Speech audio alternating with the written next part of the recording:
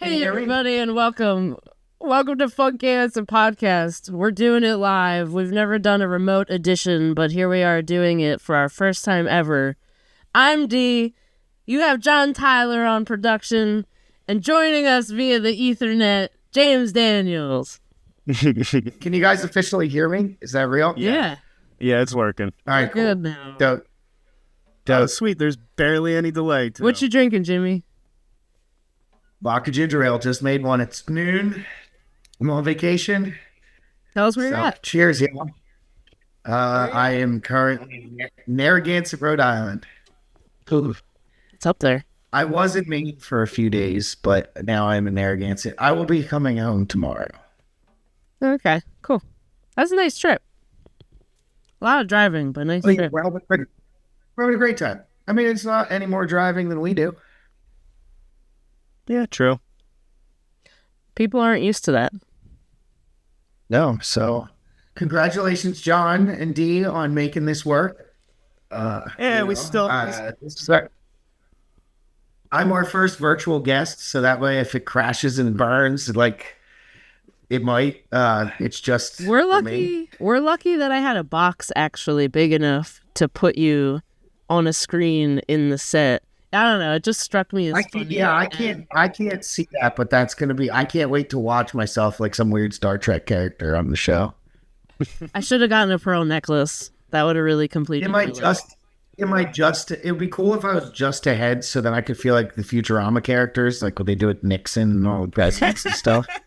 Our budget is not that big, so I'll be honest. It is a shitty Amazon box, and I threw a poncho on top of it. No, it's probably epic looking.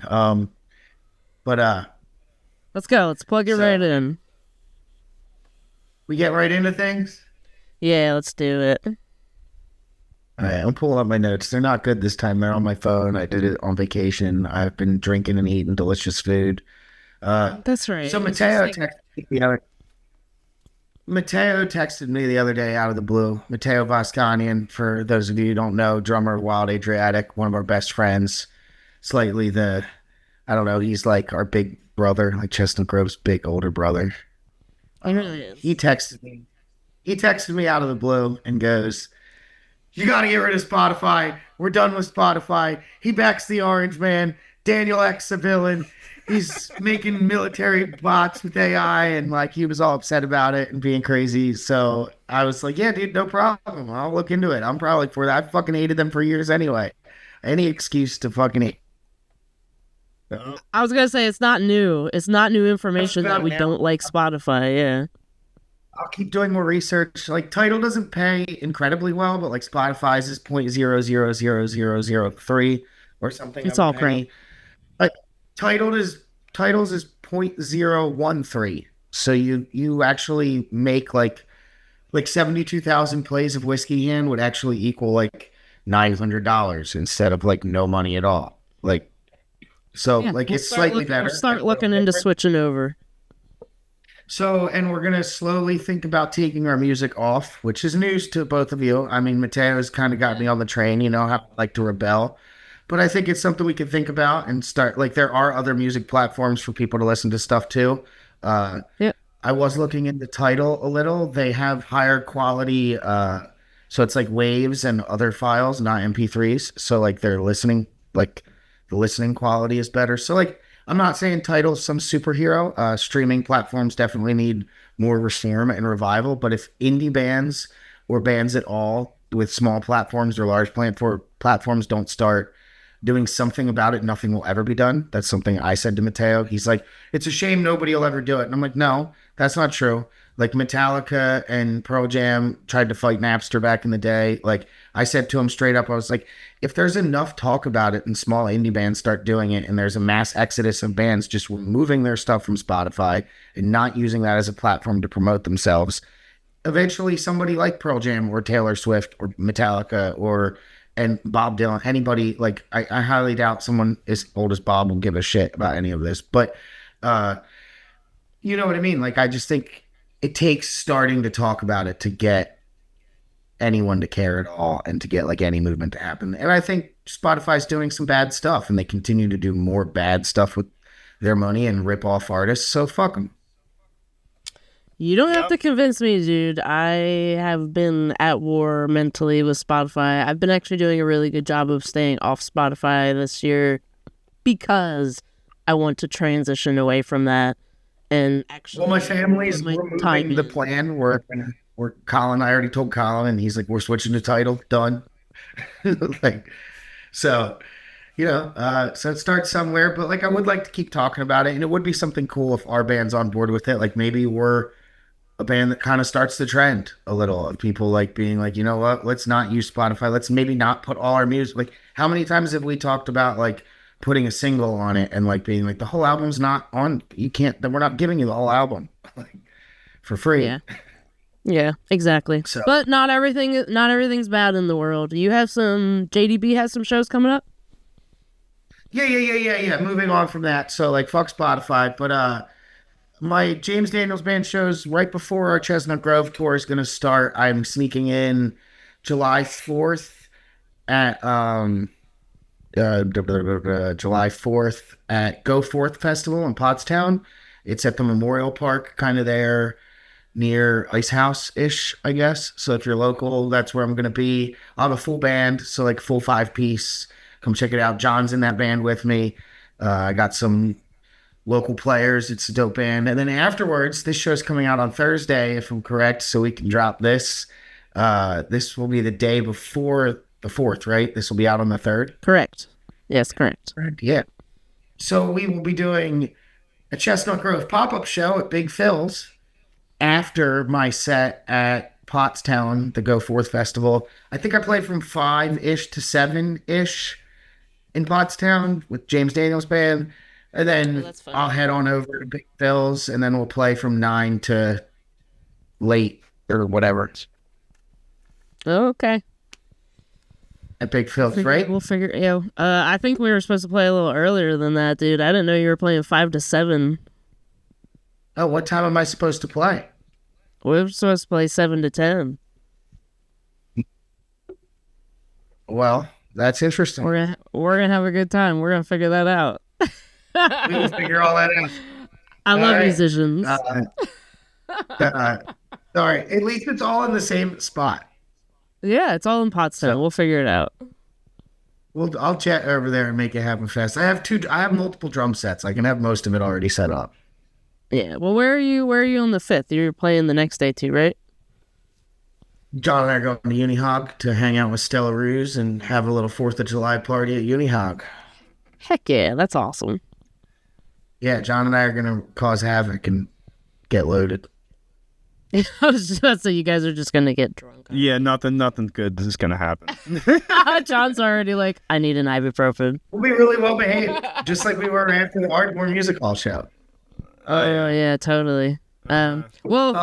CG pop-up show, but then Chestnut Grove is going to hit the road the next week, and we're headed up to Glens Falls area, capital region of New York.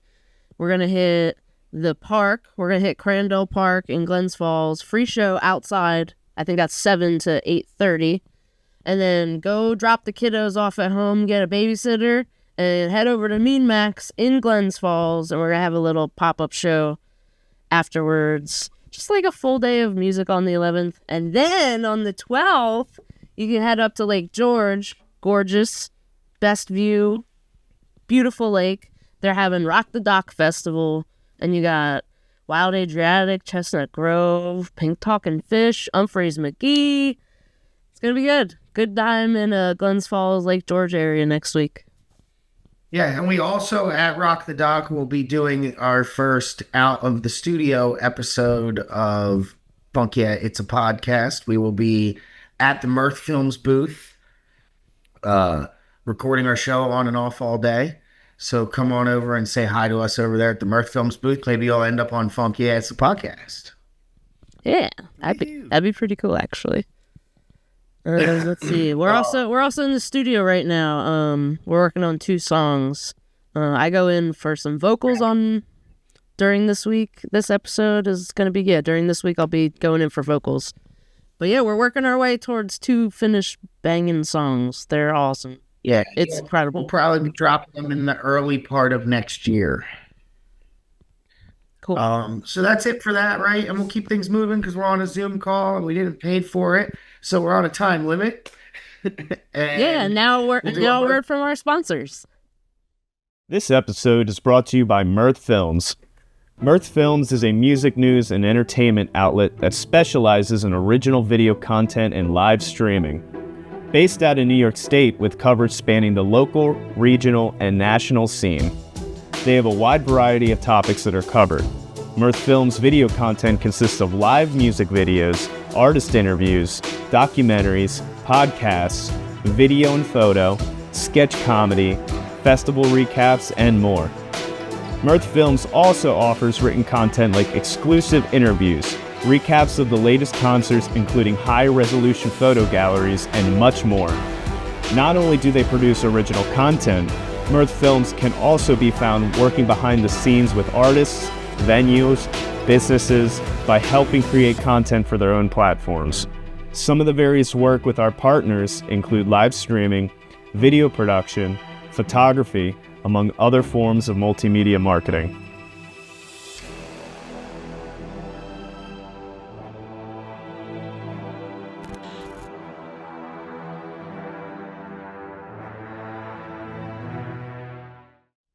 So Ardmore Music Hall. That was a blast. I had no fun at all. Zero fun. Zero fun. I had so much. I didn't stay up. We didn't stay up until like 7 a.m. the next day. No, yeah, it's really weird when you actually see the sun rising in the morning. I'm not used to it. It doesn't get better as you get older. I mean, it was good at the time. Next day sucked. I was like a useless person the next day. Mm-hmm. I forget what I did the next day. I don't think I did anything. I don't think my Useless. dogs did anything. You did nothing. Yeah, I was supposed to edit the podcast, and I just took another hour nap on the couch after I woke up, did some things, and then laid back down. I was like, I ain't doing shit today. Dead. Wow, dude, sometimes you got to party all night and sleep all day. It's totally healthy. But yeah, the Ardmore show was great. It was super cool having the big 9-piece band. Jeff Mann, a couple days later, immediately posted a video of him at Dr. Dog, and they had a 13-piece band. And I commented on his post of that band. I said, "Damn, looks like we're gonna have to have a bigger band next time." And he said, "I was hoping." He's like, "I was hoping you would see this post." Oh, nice. Yeah, that was. But shout out to everybody again in that band: Jeff Mann on percussion, Alex Steyer on the trumpet, Vince Gleason on the saxophone. We had Shay O'Neill on the keys. We have our new members, Shannon and Jared, and then us.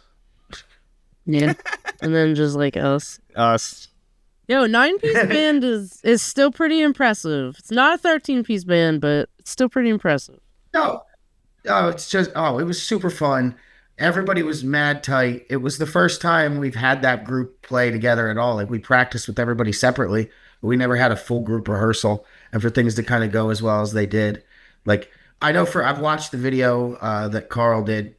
So for anybody listening right now, we did film and record the audio for the show. We have Owen McGreehan, I hear, working on the audio mix for the 10-year anniversary of the album he mixed the audio for in the first place. So that's a great full circle moment. And yeah, it was nice, actually. We'll be probably releasing the whole show. I've been watching it, and we literally only mess up at the beginning. Can't stand the music because I cut John off. He's doing the burr, and he's supposed to do it 2 full sequences through. Yeah, we've been practicing all week to do it twice, and then you just like did it once. I was like, oh, okay. Yeah. No, it's fine. Everybody, when I did it, I was like, fuck. I was supposed to wait a whole nother time. It's like the only mistake we like the whole set. Yeah. Oh, no. I think the worst and best part about playing shows with the band being that big is, like, it sounds so good that I don't want to hear it without the big band. Yeah. Yeah, no, I totally get that. It's definitely going to feel weird when we hit the road. Well, I mean, to be honest with you, the first 2 shows out, we're going to have 3 horn players. So no, I'm not upset about that. It's just like, yeah, He's there. having Jeff Mann there. Jeff Mann, I love you. I fucking love you, dude. Getting to play drums next to you. We just smiled, like the whole time, we just smiled at each other. I totally get, he's a human metronome. Getting to play next to a guy that guarantees that I'm on time now is, really nice. Yeah. It's really, really nice. I heard the medley went off really well too, like from an audience perspective. The medley was perfect. We didn't miss a single note. No, we didn't. But I'll tell you, my favorite comment of the night was Sean, Red Corner. Sean. Yeah. He comes up to me after the show and he's like, really sped through that Perky Omenville stuff there. And I was like, yeah, man. He's like, and I didn't hear all of them. We had to cut like 3 at least. Dude, it's impossible. We only had an hour and like 20 minutes to cover 2 hours and 45 minutes of music, so we tried our best. Our set list was definitely like not prepped for that time period. Every week at work, I kept at practice, I would be just like cutting out. We got to cut some songs, but then we had Vince come over like with Alex, and then the horns out, and I was like, I don't know what the fuck to do. I don't know what songs to play. I'm like, it's just gonna have to all be an audible decision. Dude, well, whatever we ended up playing was really cool. I did watch the reference video once, and I briefly listened through the audio just to make sure nothing was weird before I sent it to Owen. And we definitely had the energy going, and the band was tight. That's how I felt. I felt like everything was really good. I'm really excited for the tour. We have a lot of guests joining us for that. There's going to be a couple shows where it's just the 5-piece, which is a high energy show where you get a little bit more twists and turns because you're not bound to getting everything to work with 9 people. So, there's something to offer for both for sure. But I am looking forward to that. Let's talk a little bit about our old album, Perky Omenville. Do you want to just go track by track and talk about it? Yeah, go for it. So, Whole Lot of Loin, y'all.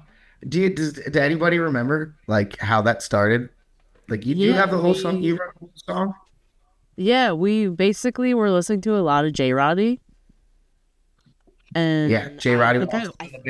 I think I watched Great Balls of Fire, that Jerry Lee Lewis movie, and I was like, hell yeah, we're playing piano like that. Let's go. Yeah, we work at bunk, and we're going da. And we'll get da da da da da da da da. Yeah, 100%. Yeah, during that time, people were like, so is D a keyboard player now? We were like, guys, this trend of not understanding us is just going to continue forever. Oh. We're like, we don't know. James, no, fuck no, we don't know. Slide whistle next. Me? I'm going to play the slide whistle? Slide whistle, yeah. Me. No, I throw people off. I bet you $100,000 I'm not playing slide nothing. I do nothing. Yeah, no, that was pretty much all there was. Honestly, a Whole Lot of Loin and I Don't Mind.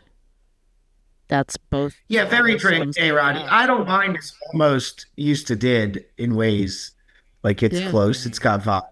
They're similar. Yeah. And then what's the second one? Did we go a Whole Lot of Loin outside the show? I Don't Mind. Yeah. Yeah, that makes sense. Outside the show is still a good song.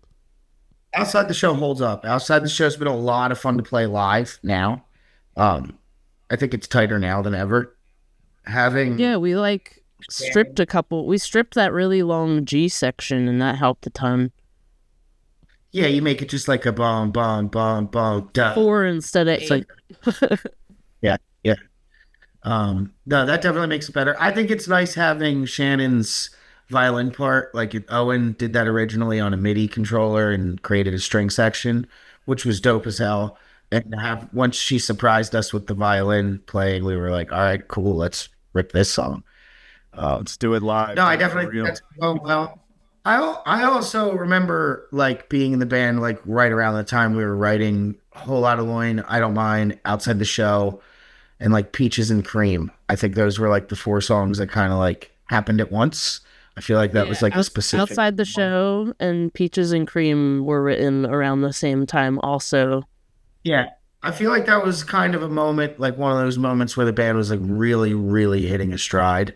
Like one of the first, and that's kind of how the band gets better. Like it's like this, like, and then all of a sudden you're like way better, and then you kind of get worse because you're trying to get good stuff, and then you get like way better. And I feel like that was kind of one of the first times I felt like I like remember the first day we played outside the show, and I was like, "Fuck, this is a song." I feel like we might be a band. I feel like we were finally starting to hit a songwriting structural jump. Like we were structuring things. Yeah, like there was definitively a verse, there was definitively a bridge, there was definitively a chorus. Like there was a like there was movement to the song that made sense. It went to a solo section and wrapped up with the chorus. Like it didn't feel like we sang some verses to you and now we're gonna solo until the song's over. Like exactly. I totally agree. I feel like that was a time period where like our song structures were really coming together. We were starting to marry chord structures and like tonal parts of the song to the lyrics and vocals. They started to become that bridge. Because I feel like both of you can say how you feel about this, but like we've been at this for a long time together, the 3 of us writing these songs together and figuring out how that stuff works. And over the years, I definitely noticed like our early days, like what takes a long time to get like down in songwriting, like it's similar to like learning an instrument or something like that. Like it's a practice. You do it over and over and over again. And eventually you like notice where a hook can fit into something, how lyrics should sound to a song. You're not just playing chords and singing stuff. You are doing a lot of actually merit flavors. You're like a chef. Yeah, you're not trying to put something in there that's working against what's happening. Yeah, and I just feel like that was like a great 100%. I feel like that was a time period where we really were like just hitting a stride. What do we do? I'm remembering the track listing as we go. Roof of Your Own, I think. Yeah, Roof of Your Own. Yeah. That song held up great. That's a song honestly I would continue to play live in the set. Like sorry Gary, but we're keeping that one. Maybe 100%. Yeah, I mean, Gary was a great songwriter. We gained 2 great members and lost 2 great members. Like that's how this band's operating right now. Like that's just how it is. Like we had 2 people that used to be in this band that were fabulous, great, huge parts of Chestnut Grove and always will be. And now we got 2 awesome new members. Like that's all there really is to it. I don't remember what the 5th track is. Giant Umbrella. Oh, yes. What a wonky song. Yeah. That is like one of the weirder songs on that album. Dude, that's the hardest song for me to like replay because like I kind of did everything the way I do it now, like back then, but I wasn't like, I don't know how I was accomplishing that. I'm not really sure. No, you play it like fluidly. You play it fluidly now because that song almost does kind of sound like it's fighting itself at times. But now it's marriage between the rhythm is just a little nicer. Sections. Oh, it's definitely a nicer tune now. I wouldn't be opposed to like catching a live track of a couple, like getting outside the show, get a Giant Umbrella. And yeah, we recorded the audio from these shows, so who knows? I also think jamming on the intro part is just so, I don't know, it has this like trippy, ethereal feeling to it feels like delay. I actually, is so nice, and I loved that. The drum beat's not exactly the same of what I'm doing on it, but like No Quarter from Song Remains the Same live at Madison Square Garden by Zeppelin, that middle section where they're doing that jam. Oh yes, totally. He's not, the 16th notes that I'm doing are much more like fast and defined. He's kind of playing a more like laid back beat, but like I'm kind of like trying to sink into a pocket like that and build the my brain is like, all right, what would John Bonham do right now?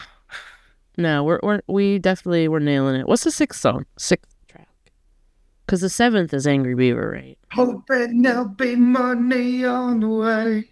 The pirate song. Yeah, Why Kyle Campion's son Quinn, I give him drum lessons, and he has the best there. He goes, Dad, why are all Chestnut Grove songs about money? oh, we don't have any. We don't have any. Kyle goes, they don't have any, and they're pissed about it. Yeah, then Angry Beaver. Yeah, Angry Beaver was just John was learning a piano part, and we wrote a song around it. Yeah, I was interested in, like, I just looked up some ragtime piano, found a video. Pretty much did almost exactly what they had on the video, just tweaked it a little bit, repeated it. There you go. There's a song. The recording of that was awesome. For the recording of that, though, that was like that bar scene that you hear in the beginning is authentic. Yeah, it's like cinematic drinking. We thought we were making an adult Disney movie. Dude, it sounds great. The barn itself is actually on the recording. Yeah, the door hinge, like creaking. I put on 2 left boots to stomp in the gravel. Yo, we got to get a new track with the new barn door sound. With the chimes. Yeah, with the chime, yeah. Oh, because my dad put up the chimes from that. Yeah. All right. All right, what's the 8th track? What's 8th? Is it Peaches? Dang. I think so. I think it goes, Peaches and Cream, the 9th track. Yeah, it's Peaches and Cream, Angry Beaver, Rails, and the Train. There's a 3 that are left. I missed our 2 cents. That's what the 7th track is. Okay, yeah, so the 6th is on the way. Our 2 cents, which is totally a sleeper of a song. That went over really well at the show. I remember when we were practicing it, and I kept complaining about having to play all these old Chestnut Grove songs that I kind of don't care about anymore. And we finished practicing Our 2 cents while Jeff Mann was at rehearsal, and he goes, "That's a great song, guys." And I was like, damn, I should just probably stop being such a hater. Thanks, Jeff Mann. Again, fucking love you. All right, so yeah, Our 2 cents, Angry Beaver, and then what was 9? Well, no, it's Our 2 cents, Peaches and Cream. Oh, no. Oh, Peaches. Our 2 cents, Peaches and Cream. So 7, 8. And then 9 is Angry Beaver and 10 is Rails in the Train. Huh. Rails, yes, that's right. I knew Rails was last. I didn't know the 6, 7. Yeah. I don't ever remember the end of the album, the order. I'm almost positive. I have it right You're probably right. Somewhere. You're probably right. Those are all the tracks. I know that. Yeah, I definitely. I've always We got 10 minutes. We just got a warning. We got the 10-minute warning? Yeah, we got the 10-minute warning. Yes, it's a 10-minute warning. Yeah. I mean, we're doing pretty good. I don't have anything to go over after we're talking about our old album that we made with Owen in the barn. I want to say Rails in the Train, that part, the la-da-das at the end, will forever be one of my favorite memories because we all just stood in a circle and we were just singing and he's like, just keep going. We're just going to keep going. And it went on for entirely too long. I do remember that. Didn't we do it like past the track even? Yeah, we just kept going. The track ended and we just kept going. Yeah, I also remember that because I remember we tracked that last. Yeah. No, you're good. But I remember we actually tracked that track last. Like that was the very last thing we did. We knew Rails and Train was going to be the last thing on the record. We did the group vocal la-da-da-da-das. Owen sang them with us. Yep. And I do remember after that we like really celebrated, which like John was saying, the Angry Beaver bar calamity that you hear in the background is nice. All of us hanging out for a couple hours after finishing the whole record in the barn. And Owen, the producer, and our buddy who lived at my parents' house for like 3 months during that summer and really became like a huge part of our band and family during that period of time. And he goes, John, will you stop fucking yelling? We would cheers. Like, and he's like, I need the clanging of these mugs. And we had these big mugs. And John would clank them together and immediately go, nice! Like every single time, we like yell it real loud. And Owen was like, dude, can you just shut the fuck up? Like, You gotta give me I'm gonna one have to where you edit all don't these say nices out. nice. He said it actually worked out really great because he put it on a loop. Because I remember I was there when they told me he did it, and he sped it all up and put it on like a 3-hour loop, and then just like Nice. take big sections of it and stuck it in there. So he's like, actually, all of the really loud laughter and then John's nices are so sped up that it sounds like a bunch of chatter, really loud roar, bunch of chatter, really. So it like worked itself out to feel that way. But like, it was just so funny at the time. Well, like, stop, dude. Yo, if there's one thing I'm good for, it's a fucking giggle fest. Yeah. I am here for it. I mean, we were drinking the beers, not just cheersing them. We were drinking Lots of beer. PBR in a glass bottle. It took 2 PBRs to fill up that thing. And I And had you 2 in break my one? hand. Mm-hmm. We broke one. Oh, yeah. Right? Oh, yeah. Like in a cheers. Like John cheers too hard. Yep. Oh, yeah. Yep. Definitely. Definitely. A lot of amazing memories, like recording that whole album. Even though We it is recorded a not lot our of that. style, it's not our style now. But the writing that started to come from that and recording and it was basically like getting our feet wet in every single way a band should. And I will always be grateful for that. Yeah, and I'm not even. It's not impossible that we have a record in the future that is that style again. Like, it's not. Right. We don't seem to care nor have very many rules when it comes to that. So, Yeah. which is kind of how I like it. But no, I thought making that album was fun. I do remember before we run out of our 10 minutes. What am I at? 8 minutes? 6 minutes. We now. Got 6 6 left. minutes left. Got 6 I like the minutes. countdown. We were recording a lot of that while we were at Folk Fest. And I was kind of done at that point. And I like to be in the studio. Like, I like to be there for everybody's tracks. I like the process.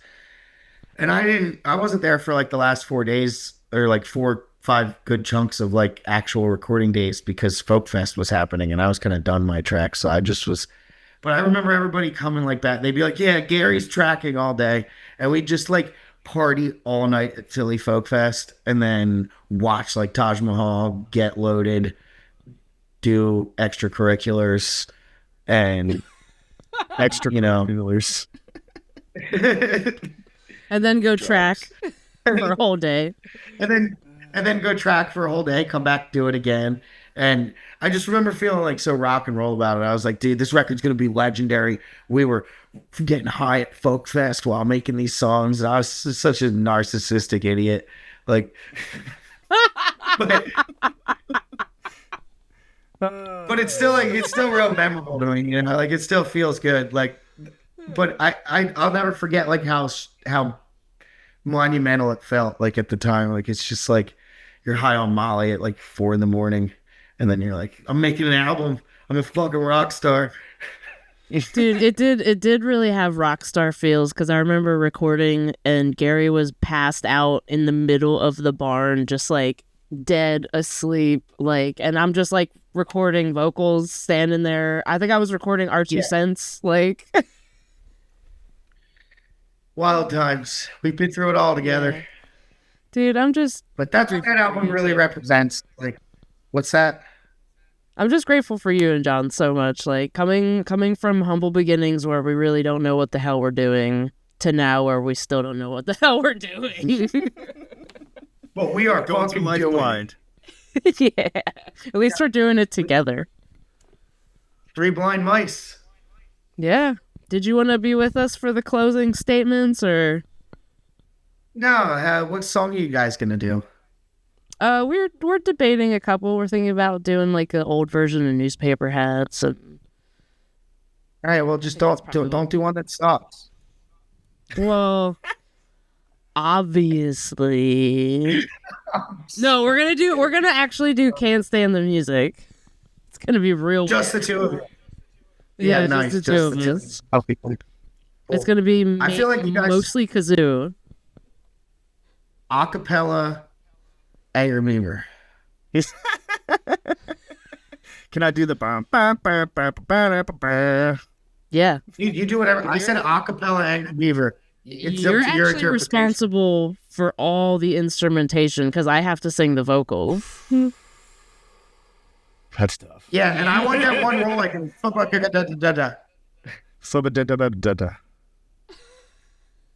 All right, nice, John. I'm on vacation, but John's in a nicer place than I am. Oh yeah, on the Zoom meeting, I've got palm trees and shit behind me. we can't see it on the screen though. I was like, what the hell are you talking about? He's in my basement. I'm like, he's not in a nicer place. It's a shame I'm not sharing the video to the actual interface. I can't pull that up. Just be my shitty. Maybe you can edit it in when I say it. Have it pop up and be like, "This is my Hawaii." Well, while we're wrapping up, what are you doing today? What are you doing today for the rest of your vacation? I'm gonna go. It's kind of rainy here today, so I really don't know. We spend most of the time at the beach. Probably gonna just go over there anyway. They're part of like the Dunes Club, which is like kind of like a nice beach club. It's like country club vibe. So you can like hang out on the deck and like the veranda. And stuff. So the veranda. So I'm probably going. Fuck no. I wore I got a minute and 36 seconds. For lack of a better term, it's like on the bougie side up here, which I love. Yeah, everybody knows I like getting dressed up and having a good time and drinking cocktails and pretending I'm not an alcoholic. I'm a classy rich person sitting on a deck. That's why you gotta wear a polo or some shit. Yeah, I mean, I'll probably have like a button up and look like a fat Brian Wilson or something. But the hell was I going to say? I don't even remember. Fuck it. Nobody gets the story. We might need to have you as a virtual person on this show. Like, you're not allowed to come here anymore. Why is it? What am I? Well, it's because I had a drink at noon and I've been vacationing for days now, so I'm a little off the cuff. But we have less than a minute left. I love you guys. I'm going to go have an espresso martini and continue my alcoholic vacation binge, and then I'll be home sometime tomorrow, and I'll see you all this week. All right. Later, dude. Peace. And now a quick word from our sponsor, Mirth Films. This episode is brought to you by Mirth Films. Mirth Films is a music news and entertainment outlet that specializes in original video content and live streaming. Based out of New York State with coverage spanning the local, regional, and national scene. They have a wide variety of topics that are covered. Mirth Films video content consists of live music videos, artist interviews, documentaries, podcasts, video and photo, sketch comedy, festival recaps, and more. Mirth Films also offers written content like exclusive interviews, recaps of the latest concerts including high-resolution photo galleries, and much more. Not only do they produce original content, Mirth Films can also be found working behind the scenes with artists, venues, businesses by helping create content for their own platforms. Some of the various work with our partners include live streaming, video production, photography, among other forms of multimedia marketing.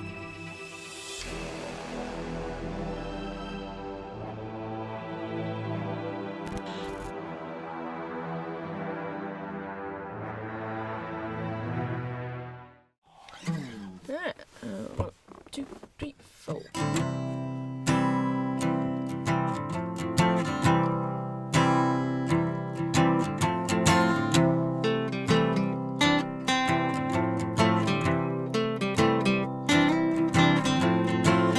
Newspaper hats and comic books, wooden pallet forts, and a whole lot of earthworm soot.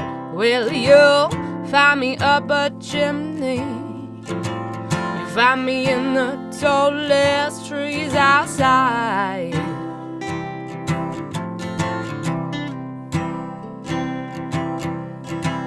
Just because I'm older doesn't mean imagination ain't running wild.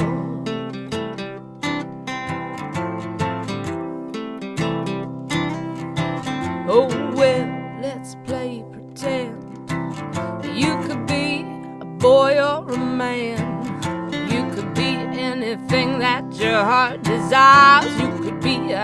rock or set my soul on fire. 'Cause you'll find me up a chimney, you'll find me in the tallest trees outside.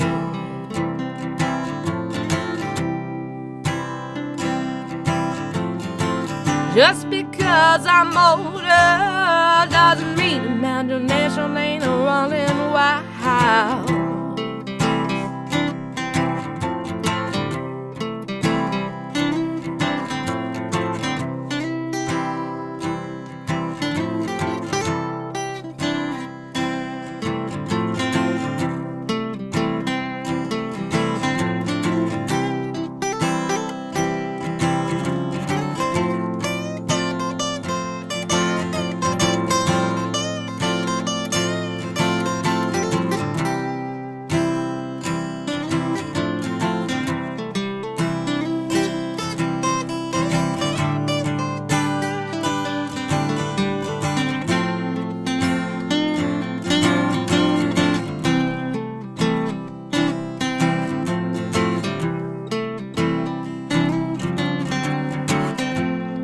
Just about now, I could be headed for a capital city with the stars in my eyes. Oh, but this gun on the ground that we call life, it keeps sticking, keeps us working for an easier time.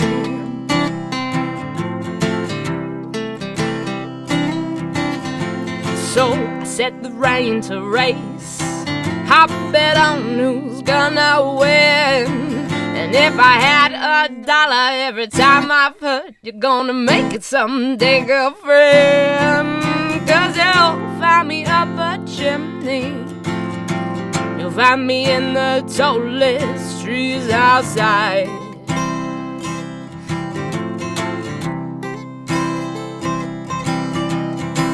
Just because I'm older doesn't mean imagination ain't running wild.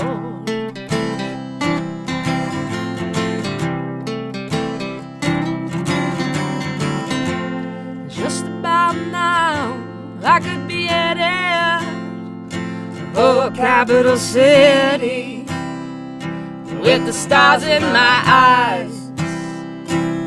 Oh, but this girl